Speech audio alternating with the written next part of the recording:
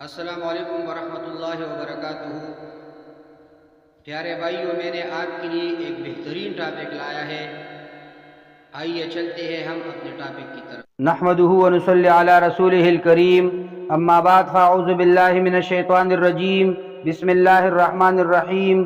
السلام علیکم ورحمۃ اللہ وبرکاتہ۔ ہمارے آج کی موضوع ہے گناہ کی اقسام۔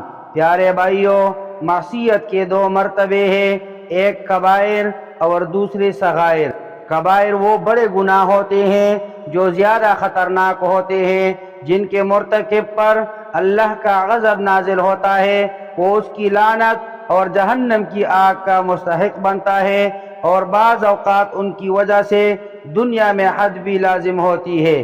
پیارے بھائیوں، گناہ کبیرہ کی تعریف کرنے میں علماء کے درمیان بہت اختلاف ہوا ہے۔ سب سے زیادہ آراء جس تعریف کے بارے میں ہے وہ یہ ہے کہ وہ گناہ جس کے بارے میں اللہ تعالی نے دنیا میں کوئی حد مقرر کی ہو، یا اس کے لیے آخرت میں کسی وعید شدید کا اعلان کیا ہو، جیسے آگ میں ڈالا جانا، جنت سے محروم ہو جانا، یا اللہ کی غضب یا اس کے عذاب کا مستحق ہونا، یہ ساری باتیں کسی گناہ کے بڑے ہونے کی دلالت کرتی ہے۔ پیارے بھائیوں، اس کے علاوہ بعض نصوص نے ان میں سے چند کبائر کا ذکر کیا ہے جن کی متعین تعریف بیان کی ہے، جیسے السبع الموبقات یعنی 7 مہلکات: شرک کرنا، اللہ کی حرام کردہ جان کو ناحق قتل کرنا، جادو کرنا، سود کھانا، یتیم کا مال کھانا،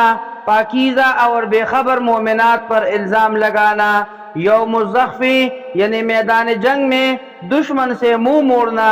اسی طرح کا معاملہ ان گناہوں کا بھی ہے جو صحیح احادیث میں وارد ہوئی ہیں، جیسے والدین کی نافرمانی، قطع رحمی، جھوٹی گواہی، یمین غموس یعنی جھوٹی قسم، شراب نوشی، زنا، قوم لوط کا عمل، خودکشی، راہزنی، غصب، مال غنیمت میں خیانت، رشوت، چغلی کھانا۔ پیارے بھائیوں، بنیادی فرائض کا ترک بھی ان میں شامل ہے، جیسے نماز، زکوٰۃ، روزہ رمضان اور استطاعت کی صورت میں حج وغیرہ۔ احادیث سے یہ بات بھی ثابت ہے کہ فی نفسہ کبائر میں بھی فرق ہوتا ہے۔ اسی وجہ سے صحیح حدیث میں یہ بات آئی ہے کہ آپ صلی اللہ علیہ وسلم نے فرمایا کہ میں تمہیں اکبر الکبائر کے بارے میں نہ بتاؤ؟ پھر آپ صلی اللہ علیہ وسلم نے لوگوں کو شرک کے بعد والدین کی نافرمانی اور جھوٹی گواہی کے گناہ گنتی کر کے بتا دیے۔ اسی طرح آپ صلی اللہ علیہ وسلم سے یہ بھی صحت کے ساتھ ثابت ہے کہ سب سے بڑا گناہ کبیرہ یہ ہے کہ آدمی اپنے والدین پر لعن طعن کرے۔ لوگوں نے پوچھا، کوئی شخص اپنے والدین پر لعن طعن کیسے کرے گا؟ آپ صلی اللہ علیہ وسلم نے فرمایا، ایک آدمی کسی کے ماں باپ کو گالی دے تو وہ جواباً اس کے ماں باپ کو گالی دے گا۔ متفق علیہ حدیث ہے۔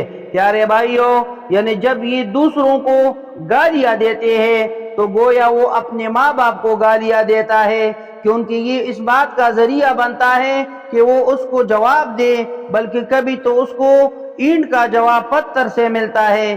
یعنی یہ دوسرے کے صرف باپ کو گالی دیتا ہے اور وہ جواب میں اس کے باپ کو بھی گالی دیتا ہے اور اس کے ساتھ اس کی ماں کو بھی نشانہ بنا دیتا ہے۔ اس حدیث نے اپنے والدین کو گالیاں دینے کا سبب بننے کو اکبر الکبائر میں شمار کیا ہے۔ یعنی یہ صرف حرام نہیں ہے اور نہ صرف کبیرہ گناہ ہے، بلکہ اکبر الکبائر، بڑوں میں سے بھی بڑا گناہ ہے۔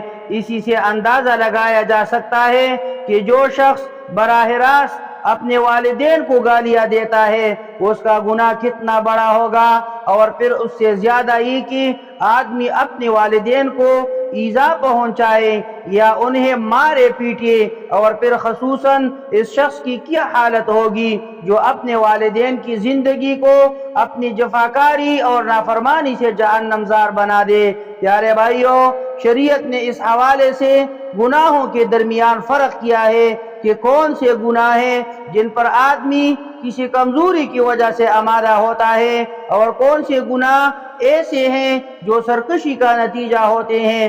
پہلے کی مثال زنا ہے اور دوسرے کی مثال سود ہے۔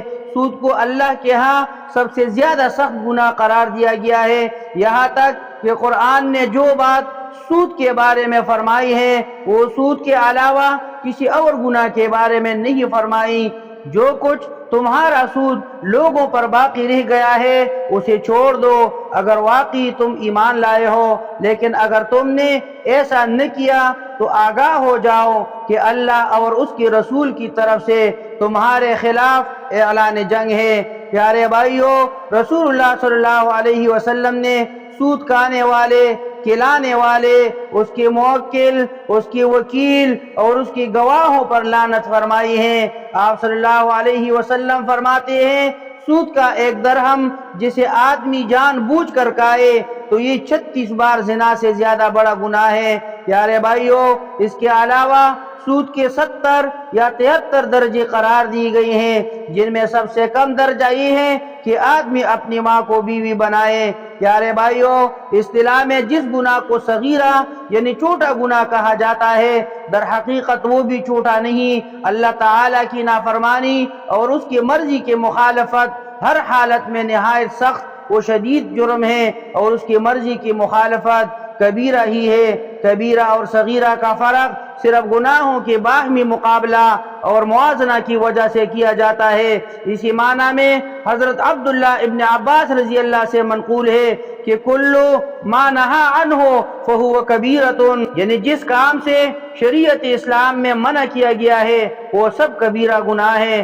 خلاصہ یہ ہے کہ جس گناہ کو اصطلاح میں صغیرہ یا چھوٹا کہا جاتا ہے اس کے یہ معنی کسی کے نزدیک نہیں ہے کہ ایسے گناہوں کے ارتکاب میں غفلت یا سستی برتی جائے اور ان کو معمولی سمجھ کر نظر انداز کیا جائے، بلکہ صغیرہ گناہ کو بے باکی اور بے پرواہی کے ساتھ کیا جائے تو وہ صغیرہ بھی کبیرہ ہو جاتا ہے۔